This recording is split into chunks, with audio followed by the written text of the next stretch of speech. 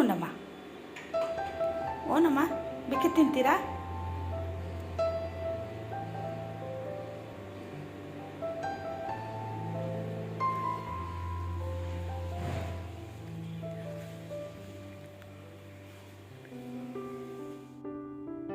Time ನೋಡ್ಬೋದು 7:15 ಆಗಿದೆ. ನಾನು ಕೂಡ ಇವತ್ತು ಎದ್ದಾಗ ಲೇಟ್ ಆಗಿತ್ತು. ಯಾಕೋ ಗೊತ್ತಿಲ್ಲ, ನನಗೂ ಸ್ವಲ್ಪ ಹುಷಾರಿಲ್ದಂಗೆ ಅನ್ನಿಸ್ತಾ ಇತ್ತು. ನಮ್ಮ ಮನೆಯವರು ಎದ್ದು ಟೀ ಮಾಡಿಕೊಟ್ಟೆ.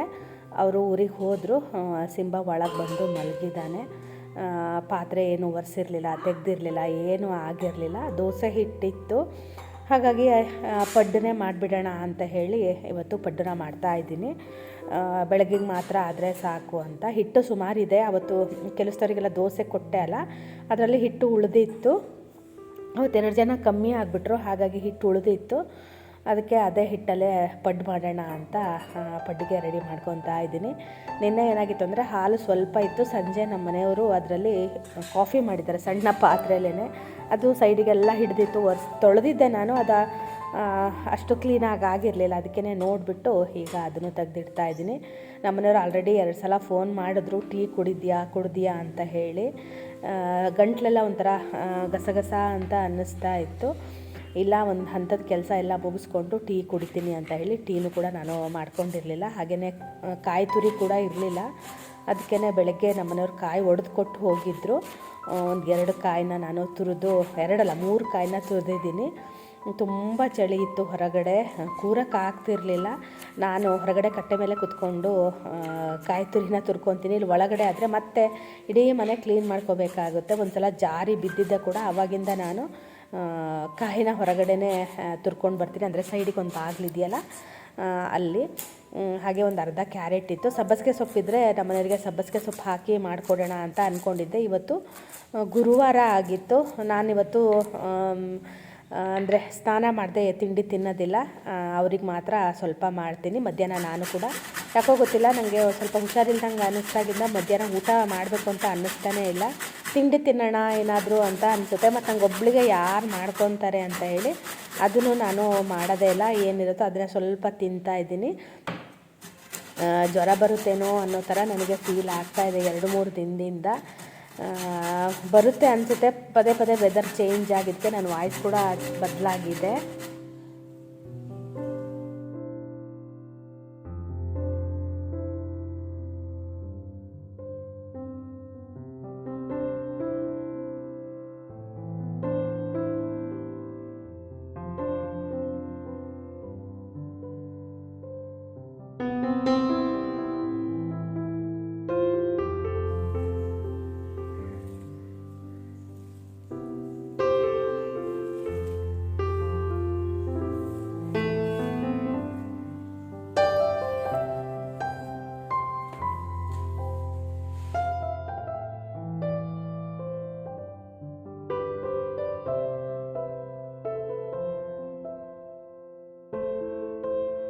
ಇವತ್ತು ಕೆಲಸ ಮಾಡೋಕ್ಕೂ ಬೇಡ ಆ ಥರ ಅನ್ನಿಸ್ತಾ ಇತ್ತು.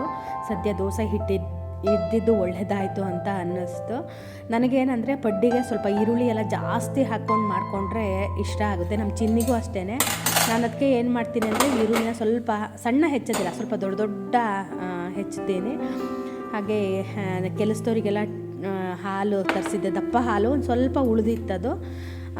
ಅದೇ ಪಾತ್ರೆಯಲ್ಲೇ ಟೀ ಮಾಡ್ತಾಯಿದ್ದೀನಿ. ಅದೇ ಪಾತ್ರೆಯಲ್ಲೇ ಟೀ ಮಾಡಿದ್ರೆ ಏನಂದರೆ ತೊಳೆಯೋದು ಸ್ವಲ್ಪ ಕಷ್ಟ ಆಗುತ್ತೆ. ನನಗೆ ಯಾರೊಬ್ರು ಕಮೆಂಟಲ್ಲಿ ಕೂಡ ಹಾಕಿದ್ರು, ಅದು ಸೈಡಿಗೆಲ್ಲ ಸೀದು ಹೋಗ್ಬಿಡುತ್ತಲ್ವ, ಮತ್ತು ಅದರಲ್ಲಿ ಸುಮ್ಮನೆ ಹಾಲು ಅದಕ್ಕೆ ಹಾಕಿ ಇದಕ್ಕೆ ಹಾಕಿ ವೇಸ್ಟ್ ಆಗುತ್ತೆ ಅಂತ ಹೇಳಿ, ಮತ್ತು ಅದ್ರ ಸೈಡಿಗೆ ಕೆನೆ ಎಲ್ಲ ಇತ್ತಲ್ವ, ಟೀನೂ ಚೆನ್ನಾಗಾಗುತ್ತೆ ಅಂಥೇಳಿ ಅದರಲ್ಲೇ ನಾನು ಟೀನ ಮಾಡ್ಕೊಂಡಿದ್ದೀನಿ.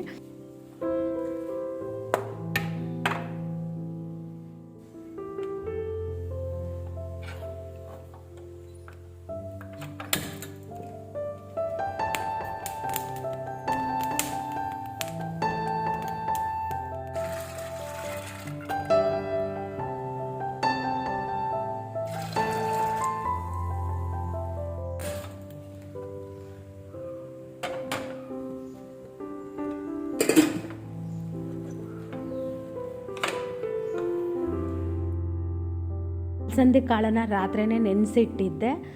ಇವತ್ತು ಮಧ್ಯಾಹ್ನ ಕೆಲಸದವ್ರಿಗೆ ಊಟ ಕೊಡಬೇಕಾಗುತ್ತೇನೋ ಅಂತ ನಮ್ಮ ಮನೆಯವರು ಫೋನ್ ಮಾಡಿದಾಗ ಹೇಳ್ತಾ ಇದ್ದರು.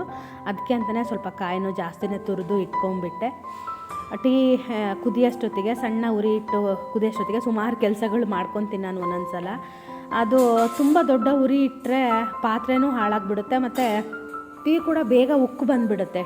ಟೀ ಮತ್ತು ಹಾಲು ಸ್ವಲ್ಪ ಅಲ್ಲೇ ಇರಬೇಕು. ನಾನೇನಾದರೂ ಒಂಚೂರು ಕಣ್ಣು ಆಚೆ ಈಚೆ ಆಯಿತು ಅಂದರೆ ಅದು ಎಲ್ಲದೂ ಉಕ್ಕಿ ಮತ್ತೆ ನಾನು ಒರೆಸ್ಬೇಕಾಗುತ್ತೆ. ಅಲಸಂದೆ ಕಾಳಿಗೆ ನಾನು ಚೂರು ಉಪ್ಪು ಹಾಕಿ ಅದನ್ನು ಬೇಯೋದಕ್ಕೆ ಇಟ್ಟಿದ್ದೀನಿ. ಮಧ್ಯಾಹ್ನ ಸ್ವಲ್ಪ ಅಲಸಂದೆ ಕಾಳು ಪಲ್ಯ ಮಾಡೋಣ ಅಂತ ಹೇಳಿ ಅದ್ರ ಜೊತೆಗೆ ಬೀನ್ಸ್ ಅಥವಾ ಕ್ಯಾರೆಟ್ ಅದು ಹಾಕಿದ್ರೂ ಚೆನ್ನಾಗಾಗುತ್ತೆ. ನಾನು ಬರೀ ಅಲಸಂದೆ ಕಾಳು ಮಾಡೋಣ ಅಂತ ಇದ್ದೀನಿ. ನಮ್ಮ ಮನೆಯವ್ರಿಗೆ ಅಷ್ಟೊಂದು ಇಷ್ಟ ಆಗೋಲ್ಲ. ಅದರ ಕಟ್ಟಿರುತ್ತೆ ಗೊತ್ತಾ, ಅದನ್ನು ಹೇಗೆ ಅಂದರೆ ಈ ಹುರುಳಿ ಸಾರು ಮಾಡ್ತೀವಿ ಗೊತ್ತಾ, ಅದೇ ಥರ ಒಗ್ಗರಣೆ ಹಾಕಿದ್ರೂ ಚೆನ್ನಾಗಾಗುತ್ತೆ. ಆದರೆ ನಾನು ನೆನೆಸಿರೋದೇ ಸ್ವಲ್ಪ ಅಲ್ವಾ, ಹಾಗಾಗಿ ಕಟ್ಟು ಒಂದು ಸ್ವಲ್ಪ ಬಂದಿತ್ತು. ನಾನು ಹಾಗೆ ತೆಗೆದು ಅದನ್ನು ಫ್ರಿಜ್ಜಲ್ಲಿ ಇಟ್ಕೊಂಡಿದ್ದೀನಿ, ಒಂದಿನ ಯಾವಾಗಾರು ಮಾಡೋಣ ಅಂತ. ಆಮೇಲೆ ನಾನು ಅದನ್ನು ಮಾಡಿದೆ, ಹಾಗೆ ಚೆಲ್ಲಿದೆ. ನಮ್ಮ ಚಿನ್ನಿ ಯಾವಾಗಲೂ ಹೇಳ್ತಾಳೆ, ಚಟ್ನಿ ಏನಾದರೂ ಉಳಿದ್ರೆ ನಾನು ತೆಗೆದು ಫ್ರಿಜ್ಜಲ್ಲಿ ಇಟ್ಟಿರ್ತೀನ, ಸುಮ್ಮನೆ ಅದನ್ನು ಚೆಲ್ಲೋದಕ್ಕೆ ನೀನು ಮತ್ತೆ ಫ್ರಿಜ್ಜಲ್ಲಿ ಇಡ್ತೀಯಾ, ಮತ್ತೊಂದು ಪಾತ್ರೆ ಮಾಡ್ತೀಯಾ ಅಂತಾಳೆ. ಅದು ಯಾಕೋ ಗೊತ್ತಿಲ್ಲ, ಮನಸ್ಸು ಕೇಳೋದೇ ಇಲ್ಲ, ಹಾಳು ಮಾಡೋದು ಬೇಡ ಅಂತ ಅನಿಸುತ್ತೆ. ಆಮೇಲೆ ಅದು ನೆನಪಿಲ್ಲದೆ ಹಾಳೇ ಆಗಿರುತ್ತೆ. ನಮ್ಮನೆಯವ್ರು ಹೇಳಿದರು, ಗಂಟ್ಲು ಗಸಗಸ ಅನ್ನುತ್ತಲ್ವ, ಏನಾದರೂ ಕಷಾಯ ಮಾಡ್ಕೊಂಡು ಕುಡಿ ಅಂತ ಹೇಳಿದರು. ನಾನು ಕಷಾಯ ಎಲ್ಲ ಗಂಟ್ಲಲ್ಲಿ ಇಳಿಯೋದು ಇಲ್ಲ. ಅದಕ್ಕೇ ನಾನೇನು ಮಾಡಿದೆ, ಶುಂಠಿನ ಸ್ವಲ್ಪ ಜಾಸ್ತಿ ನೆನಪಾಯ್ತು ಈಗ ತುರಿದ್ಬಿಟ್ಟು ಹಾಕ್ದೆ. ಯಾವಾಗಲೂ ಜಜ್ಜಿ ಹಾಕ್ತೀನಿ, ಅದಕ್ಕೆ ಇವತ್ತು ತುರಿದು ಹಾಕೋಣ ಅಂತ ಹಾಕ್ತಾಯಿದ್ದೀನಿ. ಟೈಮ್ ನೋಡ್ಬೋದು 8:15 ಆಗಿದೆ. ಇವಾಗ ನನಗೆ ಟೀ ಕುಡಿಯೋಕ್ಕೆ ಟೈಮ್ ಸಿಕ್ಕಿದೆ. ಎದ್ದಿದ್ದು 7 ಕಾಲಾಗಿತ್ತೋ ಏನೋ, ಆದರೆ ಕೆಲಸಗಳು ಆಗಲ್ಲ ಅಂತ ನನಗೆ ಹೆದರಿಕೆ ಆಗ್ತಾಯಿತ್ತು. ಹುಷಾರಿಲ್ದಾಗ ಹಾಗೆ ಅಲ್ವಾ, ಏನು ಮಾಡೋಕ್ಕೆ ಬೇಡ ಅನಿಸುತ್ತೆ, ಕೆಲಸಗಳು ಸಾಗೋದು ಇಲ್ಲ, ನಿಧಾನ ಅನಿಸುತ್ತೆ. ಸಿಂಬನು ಒಳಗೆ ಬಂದು ಮಲಗಿದ್ದಾನೆ. ಅವನ ಫೇವ್ರೆಟ್ ಜಾಗ ಯಾವ್ಯಾವುದು ಅಲ್ಲೆಲ್ಲ ಬರ್ತಾ ಇದ್ದಾನೆ ಸಿಂಬ.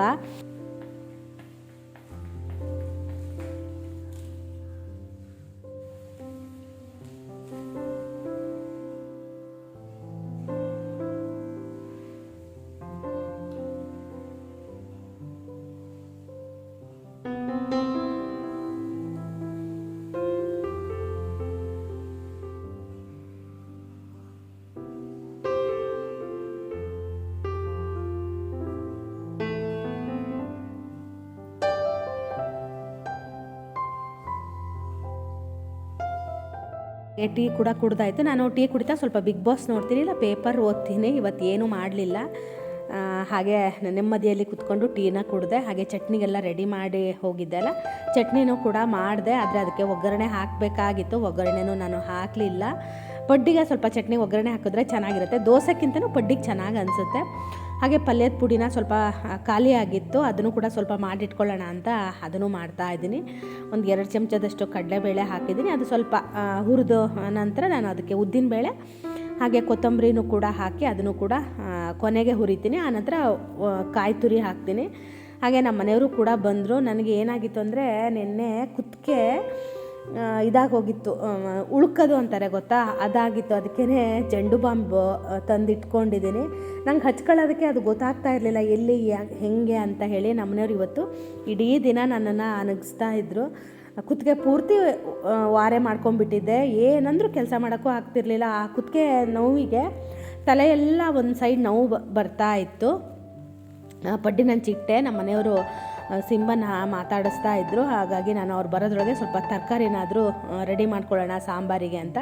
ಅದೇ ಕೆಲಸದವರಿಗೆ 6 ಜನರಿಗೆ ಊಟ ಕೊಡ್ತೀಯಾ ಅಂತ ಕೇಳಿದ್ರು. ಆಯಿತು ಅಂತ ಹೇಳಿ ಈಗ ಫ್ರಿಜ್ಜಲ್ಲಿ ಏನೇನು ತರಕಾರಿ ಇದೆ ಅದೆಲ್ಲದನ್ನು ಹಾಕ್ತಾಯಿದ್ದೀನಿ. ನಾನು ಯಾವಾಗಲೂ ಕೆಲಸದವ್ರಿಗೆ ಮೂಲಂಗಿ ಎಲ್ಲ ಹಾಕಿ ಸಾಂಬಾರು ಮಾಡಲ್ಲ. ಇವತ್ತಿತ್ತಲ್ವ, ಮತ್ತೆ ತರಕಾರಿ ತರಕ್ಕೆ ಹೇಳೋದು ಏನು ಅಂತ ಹೇಳಿ ನಾನು ಏನೇನಿದೆಯೋ ಅದನ್ನೇ ಹಾಕ್ತಾಯಿದ್ದೀನಿ.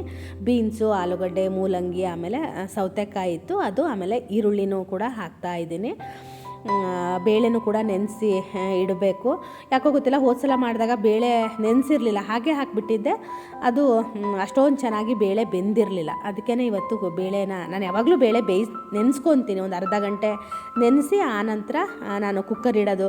ನಾನು ಬೆಳಗ್ಗೆ ತರಕಾರಿ ಎಲ್ಲ ಹೆಚ್ಚಿ ಇಟ್ಕೊಂಡಿರ್ತೀನಿ. ಸ್ನಾನಕ್ಕೆ ಹೋಗೋದಕ್ಕಿಂತ ಮುಂಚೆ ನಾನು ಬೇಳೆನ ಮತ್ತು ತರಕಾರಿನ ಬೇಯೋದಕ್ಕೆ ಇಟ್ಟು ಸ್ನಾನ ಆಗೋಷ್ಟೊತ್ತಿಗೆ ಸಣ್ಣ ಉರಿಲಿಟ್ಟಿರ್ತೀನಿ. ಸ್ನಾನ ಆಗೋಷ್ಟೊತ್ತಿಗೆ ಕುಕ್ಕರ್ ಕೂಡ ವಿಷಲ್ ಹೊಡೆಯುತ್ತೆ. ಇಲ್ಲಾಂದರೆ ನಾನು ಏನೇನು ಪೂಜೆ ಮಾಡ್ತಿರ್ತೀನಿ ಆ ಟೈಮಲ್ಲಿ ಹೊಡೆಯುತ್ತೆ. ಎದ್ದು ಬಂದು ನಾನು ಆಫ್ ಮಾಡ್ತೀನಿ. ನೆನೆಸ್ತಾ ಇದ್ದರೆ ಬೇಳೆ ಅಷ್ಟು ಚೆನ್ನಾಗಿ ಬೇಯಲ್ಲ. ಸಾಂಬಾರಿಗೆಲ್ಲ ಏನಂದರೆ ಬೇಳೆ ಇರಬಾರ್ದು, ಬೇಳೆ ಚೆನ್ನಾಗಿ ನುಣ್ಣಗೆ ಬೆಂದರೆ ಸಾಂಬಾರು ಕೂಡ ರುಚಿಯಾಗಿ ಆಗುತ್ತೆ.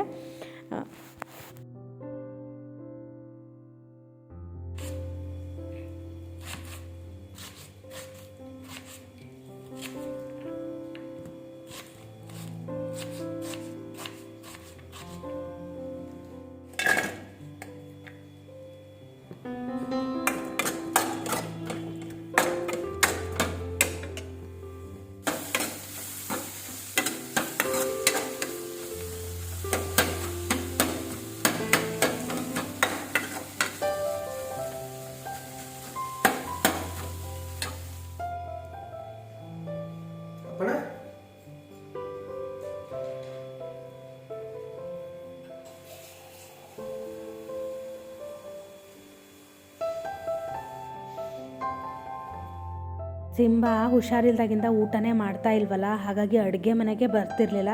ಯೂಶ್ವಲಿ ನಮ್ಮನೆಯವ್ರು ತಿಂಡಿಗೆ ಬಂದರು ಅಂದರೆ ಅವನ ಜಾಗ ಅದೇ, ಬಂದು ಅಲ್ಲಿ ಕೂರ್ತಾ ಇದ್ದ. ಇವತ್ತು ನಮ್ಮನೆಯವರು ಅವ್ನು ಬರೋದಿಲ್ಲಲ್ಲ, ಅದಕ್ಕೆ ಒತ್ತಾಯ ಮಾಡಿ ಒಳಗೆ ಕರ್ಕೊಂಡು ಬಂದರು. ಅವನಿಗೆ ತಿನ್ನೋ ಆಸೆ ಅನಿಸುತ್ತೆ. ನಾನು ಹತ್ತಿರ ತಿಂಡಿ ಒಯ್ದಾಗ ನಾಲ್ಗೆ ಎಲ್ಲ ಚಪ್ಪರಿಸ್ತಾನೆ, ಆದರೆ ತಿನ್ನೋಕೆ ಅವನಿಗೆ ಆಗ್ತಾ ಇಲ್ಲ. ನನಗಂತೂ ಇವತ್ತು ಹೊಟ್ಟೆಲೆಲ್ಲ ಸಂಕಟ ಆದಂಗೆ ಆಗಿಬಿಡ್ತು. ಒಂಚೂರು ಪಡ್ಡಿಂದು ಕೊಟ್ಟೆ, ಪಾಪ ತಿನ್ನಲೇ ಇಲ್ಲ ಅವನು. ನಮಗೆ ತುಂಬ ಬೇಜಾರಾಯಿತು ನನಗೆ, ನಮ್ಮ ಮನೆಯವರಿಗೆ. ಅಷ್ಟೊತ್ತಿಗೆ ನೋಡಿ ಕಾಳು ಕೂಡ ಬೆಂದಿತ್ತು. ತುಂಬ ಬೇಯಿಸಿದ್ರೆ ಅದು ಮುದ್ದೆ ಆದಂಗೆ ಆಗಿಬಿಡುತ್ತೆ, ಪಲ್ಯ ಚೆನ್ನಾಗಾಗಲ್ಲ ಅಂತ ನಾನು ಬೇಗ ವೆಯ್ಟೆಲ್ಲ ತೆಗೆದು ಅದನ್ನು ಒಂದು ಬೌಲಲ್ಲಿ ಇಡ್ತಾಯಿದ್ದೀನಿ. ಆ ರಸಕ್ಕೆ ಬರೀ ಒಗ್ಗರಣೆ ಹಾಕಿ ತುಂಬ ಚೆನ್ನಾಗಾಗುತ್ತೆ. ನನಗೆ ತುಂಬ ಇಷ್ಟ, ಆದರೆ ಮಾಡೋಕ್ಕೆ ಮನಸ್ಸಿರಲಿಲ್ಲಲ್ಲ, ಹಾಗಾಗಿ ನಾನು ಮಾಡಲಿಲ್ಲ. ಮತ್ತು ಕೆಲಸದವ್ರಿಗೇನಾದರೂ ಊಟ ಇಲ್ದಿದ್ರೆ ಒಗ್ಗರಣೆ ಮಜ್ಜಿಗೆ ಮಾಡಿ ನಮ್ಮನೆಯವರಿಗೆ ನಾನು ಅಂದರೆ ಅವರಿಗೆ ಒಗ್ಗರಣೆ ಮಜ್ಜಿಗೆ ಮಾಡಿ ನಾನು ಅದ್ರ ಸಾರು ಮಾಡ್ಕೊಳ್ಳೋಣ ಅಂತಲೂ ಅಂದ್ಕೊಂಡಿದ್ದೆ. ಮತ್ತು ಕೆಲಸದವ್ರಿಗೆ ಅಡುಗೆ ಮಾಡಬೇಕಾಗಿತ್ತಲ್ವ, ಅದಕ್ಕೆ ಮತ್ತು ಎರಡೆರಡು ಥರ ಏನು ಅಂತೇಳಿ ನಾನು ಮಾಡಲಿಲ್ಲ. ನಮ್ಮಲ್ಲೆಲ್ಲ ಕುತ್ತಿಗೆ ಎಲ್ಲ ಉಳ್ಕಿದ್ರೆ, ಕೈ ಕಾಲು ಏನೇ ಉಳ್ಕಿದ್ರು ಉಳ್ಕು ಮಂತ್ರಿಸೋದು ಅಂತ ಮಾಡ್ತಾರೆ. ಕುಡ್ಗೋಲು ಹಿಡ್ಕೊಂಡು ಅದೇನೋ ಒಂದು ಮಂತ್ರನ ಅದು ಎಷ್ಟೋ ಸಲ ಹೇಳ್ತಾರಂಥದ್ದು ಎಷ್ಟೋ ಇದರೊಳಗೆ. ನಾನು ನಮ್ಮ ಮನೆಯವ್ರಿಗೆ ಅದೇ ಕೇಳ್ತಾ ಇದ್ದೆ, ನಿಮ್ಮೂರಲ್ಲಿ ಯಾರಾದರೂ ಇದ್ದಾರಾ ಉಳುಕು ಮಂತ್ರಿಸೋರು ಅಂತ ಕೇಳಿದೆ. ನಮ್ಮೂರಲ್ಲಿ ಯಾರೂ ಇಲ್ಲ ಅಂತ ಹೇಳಿದ್ರು ನಮ್ಮನೆಯವರು. ನಮ್ಮೂರಲ್ಲೆಲ್ಲ ಆದರೆ ಇರ್ತಾರೆ, ನಿಮ್ಮ ಹಳ್ಳಿಗಳಲ್ಲಿ ಇರೋರಿಗೆ ಗೊತ್ತಿರುತ್ತೆ ಉಳುಕು ಮಂತ್ರಿಸೋದು ಅಂತ ಎಲ್ಲ. ತುಂಬ ಅಂದರೆ ತುಂಬ ನೋವು ಆಗ್ತಾಯಿತ್ತು. ನಮ್ಮನೆಯವ್ರು ಅದೇ ಅಂದರು, ಜಂಡು ಬಾಂಬ್ ಹಚ್ಚಿದ್ಮೇಲೆ ಸ್ನಾನ ಮಾಡ್ತೀಯಲ್ಲ ಆವಾಗ ಬಿಸಿ ಬಿಸಿ ನೀರು ಹಾಕ್ಕೊಂಡು ಸ್ನಾನ ಮಾಡು ಅಂತ ಹೇಳಿದ್ರು. ನಮ್ಮ ಸೋಲಾರಲ್ಲಿ ತುಂಬ ಚಳಿ ಇರೋದಕ್ಕೆ ನೀರು ಕೂಡ ಅಷ್ಟೊಂದು ಕಾಯ್ತಾ ಇಲ್ಲ. ಮಧ್ಯಾಹ್ನದ ಮೇಲಾದರೆ ಚೆನ್ನಾಗಿ ಕಾಯುತ್ತೆ. ಹಾಗಾಗಿ ನಾನು ಸ್ವಲ್ಪ ಲೇಟಾಗಿಯೇ ಸ್ನಾನ ಮಾಡೋಣ ಅಂತ ಲೇಟಾಗಿಯೇ ಸ್ನಾನ ಮಾಡಿದೆ. ಹಾಗೆಯೇ ಇದು ಮಾವಿನಕಾಯಿ ತಂದಿದ್ರಲ್ಲ ನಮ್ಮ ಮನೆಯವರು, ಅದನ್ನು ನಾನು ನೀರುಗೊಜ್ಜೆ ಮಾಡಿರಲಿಲ್ಲ. ನಮ್ಮ ಮನೆಯವರು ಒಂದು ಹಣ್ಣಾಗಿ ಹೋಯಿತು, ಅದು ಒಂಥರ ಹಾಳಾದಂಗೆ ಆಗಿತ್ತು. ಅದನ್ನು ಎಸ್ದೆ. ಇದು ಒಂದಿತ್ತಲ್ವ, ಇದನ್ನು ನಾನು ಬೇಯಿಸಿದೆ. ಆಮೇಲೆ ಅದು ಅದರಲ್ಲೂ ಚೆನ್ನಾಗಿ ಬೇಯಲಿಲ್ಲ. ಆಮೇಲೆ ಕುಕ್ಕರಲ್ಲಿ ನಾನು ಒಂದು ವಿಜಲ್ ಹೊಡೆಸ್ದೆ, ಒಂದು ಸಣ್ಣದನ್ನು ಇಟ್ಕೊಂಡೆ ಸ್ನಾನ ಆದಮೇಲೆ ತಿನ್ನೋಣ ಅಂತ ಹೇಳಿ. ಇವತ್ತು ಬೇರೆ ನಾನು ಸ್ನಾನ ಆಗದೆ ಏನೂ ತಿನ್ನೋದಿಲ್ಲಲ್ಲ. ನಮ್ಮನೆಯವ್ರು ಹೇಳಿದ್ರು, ಮಾತ್ರೆ ಕೂಡ ತಂದಿದ್ರು, ತಿನ್ನು ಇವತ್ತು ಒಂದಿನ ಬಿಡು ಪರವಾಗಿಲ್ಲ, ಮಾತ್ರೆ ತಿನ್ನು, ತಿಂಡಿ ತಿಂದು ನಿಮ್ಗೆ ಆರಾಮಾಗುತ್ತೆ ಅಂತ. ನಾನು ಇಲ್ಲ ಅಂತ ಹೇಳಿ ಮಧ್ಯಾಹ್ನ ಊಟ ಆದಮೇಲೆ ಮಾತ್ರೆನ ತಿಂದೆ. 2 ಮಾತ್ರೆ ತಿಂದ ಮೇಲೆ 2 ದಿನ ಆದಮೇಲೆ ನನಗೆ ಅದು ನೋವು ಕಮ್ಮಿ ಆಯಿತು. ಆ ನೋವಿಗೂ ಜ್ವರ ಎಲ್ಲ ಬಂತು. ಒಂದು ವಾರ ಅನುಭವಿಸ್ಬಿಟ್ಟೆ ನಾನು. ನೆಕ್ಸ್ಟು ವೀಡಿಯೋಗಳಲ್ಲಿ ನಿಮಗೆ ಹೇಳ್ತೀನಿ. ಹಾಗೆಯೇ ನನಗೆ ಸಿಂಬ ಹುಷಾರಿಲ್ದಾಗಿಂದ ಬರೀ ಇದೇ ವೀಡಿಯೋಗಳನ್ನೇ ಹಾಕ್ತಾಯಿದ್ದೀನಿ. ಹಳೇದು ಒಂದು 2-3 ವೀಡಿಯೋಸ್ ಇದ್ದಾವೆ ಸಿಂಬ ಆರಾಮಿರೋ ವೀಡಿಯೋಗಳನ್ನೂ, ಅದೆಲ್ಲ ಆಮೇಲೆ ಹಾಕೋಣ, ಹಾಗೆ ಮೆನ್ಷನ್ ಮಾಡಿ ಹಾಕೋಣ ಅಂತ ಸುಮ್ಮನಾದೆ. ನನ್ನ ಕುತ್ತಿಗೆ ನಮ್ಮನೆಯವ್ರು ಏನಾದ್ರು ಕರೆದ್ರೆ ನನಗೆ ಪಟ್ಟಂತ ತಿರ್ಗೋಕ್ಕೆ ಬರ್ತಾ ಇರಲಿಲ್ಲ. ಒಂದು ಕಡೆ ಹಿಂಗಾಗಿ ಹೋಗಿತ್ತು. ನಮ್ಮನೆಯವ್ರಂತೂ ಇವತ್ತು ಇಡೀ 2 ದಿನ ನನ್ನನ್ನು ಆ ಥರ ಕಾಲು ಎಳೆದಿದ್ದಾರೆ. ನಾನೇ ನಮ್ಮನೆಯವ್ರಿಗೆ ಹೇಳ್ತಿದ್ದೆ, ರಾತ್ರಿ ನೀವೇ ಏನೋ ಮಾಡಿದ್ರೆ ನನ್ನ ಕುತ್ತಿಗೆನಾ ಅಂತಲೂ ಅಂದೆ ನಾನು. ಎಲ್ಲ ಬಿಟ್ಟಿಗೆ ನನ್ನ ಮೇಲೆ ಬಂದಿದ್ದೀಯಾ ಅಂತ ಹೇಳಿದ್ರು. ನೋಡಿ, ನಂಗೆ ಕರೆದ್ರೆ ತಿರ್ಗಕ್ಕೆ ಕೂಡ ಬರ್ತಾಯಿಲ್ಲ. ನಮ್ಮನೆಯವ್ರಂತೂ ಬಿದ್ದು ನಗ್ತಾಯಿದ್ರು. ಈಗ ನನಗೂ ನಗು ಬರ್ತಾಯಿದೆ. ಅವತ್ತು ನಾನೇ ಅಂದ್ಕೊಳ್ಳೋದು, ನಾನೇ ಅಳ್ತಾ ಇದ್ದೆ ಕೂಡ. ಅಷ್ಟು ನೋವಾಗಿಬಿಟ್ಟಿತ್ತು ನನಗೆ. ಕುತ್ತಿಗೆಯಿಂದ ಸೀದಾ ಬೆನ್ನು ಅದು ಏನೇನೋ ಆಗಿಬಿಡ್ತು. ಹುಷಾರಿಲ್ದಿದ್ದಾಗ ಅನಿಸುತ್ತೆ ಯಾರಾದರೂ ಕೆಲಸದವ್ರು ಇದ್ದರೆ ಚೆನ್ನಾಗಿರುತ್ತೆ ಅಂತ. ಆದರೆ ಅವ್ರು ಅದೇ ಟೈಮಲ್ಲೇ ಕೈ ಕೊಡೋದು ಕೂಡ ಜಾಸ್ತಿ. ಹಾಗೆ ನಂದು ನೆಲ ಎಲ್ಲ ಒರೆಸಿ ಆಯಿತು. ಸ್ನಾನಕ್ಕೆ ಹೋಗೋದಕ್ಕಿಂತ ಮುಂಚೆ ಅಡುಗೆನ ಮಾಡೋಣ ಅಂತ ಹೇಳಿ, ಯಾಕಂದರೆ ಬಿಸಿ ನೀರಲ್ಲಿ ಸ್ನಾನ ಮಾಡಬೇಕು ಅಂತ ಅನಿಸಿತ್ತು ನನಗೆ, ಅದಕ್ಕೇ ಅಡುಗೆನೂ ಮಾಡ್ತಾಯಿದ್ದೀನಿ. ಹಾಗೆ ಈ ಕಡೆ ಹಪ್ಪಳ ಕರಿಯೋದಕ್ಕೆ ಅಂತ ಬಾಣಲಿ ಕೂಡ ಇಟ್ಟಿದ್ದೀನಿ. ಆ ಕಡೆ ಪಲ್ಯ ಕೂಡ ಮಾಡಿದೆ. ಮತ್ತು ನಮ್ಮ ಮನೆಯವರು ಕೂಡ ಸ್ವಲ್ಪ ಬೇಗನೆ ಬಂದರು. ನಂಗೆ ಹುಷಾರಿಲ್ದಿರೋದಕ್ಕೆ ಅವರು ಕೂಡ ಬೇಗ ಬಂದರು. ಅವ್ರು ಹೇಳಿದ್ರು ಹಪ್ಪಳ ಕರೆದು ಕೊಡ್ತೀನಿ ನಾನು ಅಂದರು. ಬೇಡ, ನಾನು ಎಲ್ಲ ಮಾಡಿಕೊಡ್ತೀನಿ, ನೀವು ಊಟಕ್ಕೆ ತುಂಬ್ಕೊಳ್ಳಿ ಅಂತ. ನನಗೆ ಅಡುಗೆ ಎಲ್ಲ ಮಾಡ್ತೀನಿ. ನಂಗೆ ಅಡುಗೆ ಬಡಿಸೋದು, ಬಾಕ್ಸಿಗೆ ಹಾಕೋದು ಅದೇ ಇಷ್ಟ ಆಗಲ್ಲ. ಅದು ಯಾಕೆ ಅಂತ ನಂಗೆ ಗೊತ್ತಿಲ್ಲ. ನಂಗೆ ಊಟಕ್ಕೆ ಬಡಿಸೋದು ಅಷ್ಟು ಇಷ್ಟ ಆಗಲ್ಲ. ನಾನು ಎಷ್ಟಾದರೂ ಅಡುಗೆ ಎಲ್ಲ ಮಾಡಿಕೊಡ್ತೀನಿ, ಆದರೆ ಊಟಕ್ಕೆ ಮಾತ್ರ ನಾನು ಬಡ್ಸೋಕ್ಕೆ ಹೋಗೋದು ಸ್ವಲ್ಪ ಕಮ್ಮಿನೇ. ನಮ್ಮ ಮನೆಯವರೇ ಬಡಿಸೋದು ಜಾಸ್ತಿ. ಹಾಗೆ ನೋಡಿ, ಈ ಕಡೆ ಸಾಂಬಾರು ಕೂಡ ಆಯಿತು. 6 ಜನರಿಗೋ 7 ಜನರಿಗೋ ಮಾಡಿದ್ದೆ. ಈ ವಿಡಿಯೋ ಸ್ವಲ್ಪ ಹಳೇದಲ್ವ, ಹಾಗಾಗಿ ನನಗೆ ಮರ್ತೋಗ್ಬಿಟ್ಟಿದೆ.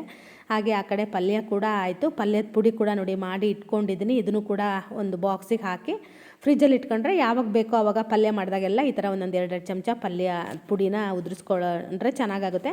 ನಂಗೆ ಯಾಕೋ ಗೊತ್ತಿಲ್ಲ, ಈ ಕಾಳಿಗೆ ಅಷ್ಟು ಚೆನ್ನಾಗಿ ಅನ್ನಿಸ್ಲಿಲ್ಲ ನನಗೆ. ಅಂದರೆ ಉಪ್ಪು ಕಮ್ಮಿ ಆಗಿತ್ತು, ಹುಳಿ ಕೂಡ ಕಡಿಮೆ ಆಗಿತ್ತು. ಹಾಗಾಗಿ ನಂಗೆ ಪಲ್ಯ ಅಷ್ಟೊಂದು ಇಷ್ಟ ಆಗಲಿಲ್ಲ. ನಮ್ಮ ಮನೆಯವರು ಕೂಡ ತಿನ್ನಲಿಲ್ಲ ಪಲ್ಯನ. ಇಲ್ಲಾಂದರೆ ನಮ್ಮ ಮನೆಯವ್ರು ಬೆಂಡೆಕಾಯಿ ಪಲ್ಯ ಎಲ್ಲಾದರೆ ಜಾಸ್ತಿ ತಿಂತಾರೆ. ಇದನ್ನು ಯಾಕೋ ಅವರಿಗೂ ಅಷ್ಟು ಇಷ್ಟ ಆಗಲಿಲ್ಲ. ನನಗೂ ಇವತ್ತು ಅಡುಗೆ ಮಾಡೋ ಮೂಡ್ ಇರಲಿಲ್ಲಲ್ಲ, ಅದಕ್ಕೋ ಏನೋ ಗೊತ್ತಿಲ್ಲ.